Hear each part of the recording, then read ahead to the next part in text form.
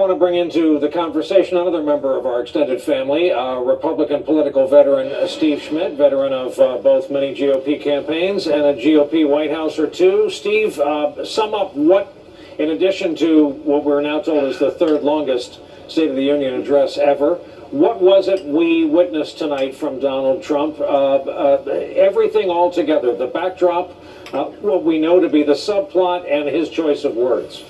Well, this convocation that we saw tonight, Brian, the coming together of the three co-equal branches of government, there's a veneer of normalcy to it all. And the president went in there, as presidents do, and addresses the nation. But left unsaid was that this president comes in, the most unpopular president this early in his tenure in the history of polling, somebody who has spent the last year leading a faction in this country, dividing the country, somebody who is besieged by criminal investigation, talking about the importance of our law enforcement organizations and institutions, while at the same time the Republican majority working with the White House is engaged in a full-on assault trying to discredit the FBI, the Justice Department, doing everything they conceivably can to insulate the president from these investigations. We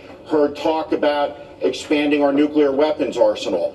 There is not one serious student of American defense policy that thinks that this should be the chief goal of strengthening America's military. Across the depth and breadth of this, you saw a divisive speech, the wedge issue of immigration, the scare tactics of MS-13.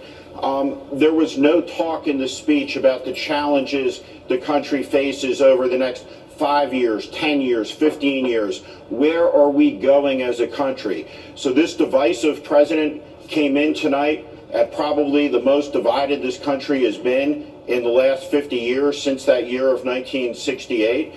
He did nothing to appeal to the better angels of our nature as a country in this speech, and more than anything, it was a speech delivered almost from an alternate reality, a fifth dimension, that presumes that nothing we heard from this president over the last year, nothing that we've seen actually in fact happened. And of course it did. And the American people know it. And so I think that this is a speech that will not be long remembered. His words will float up like smoke from a fire and dissipate.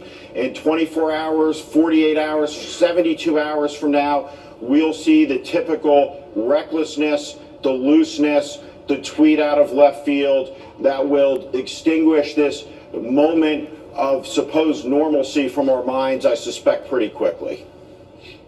Steve Schmidt, I wanted to ask you about some of the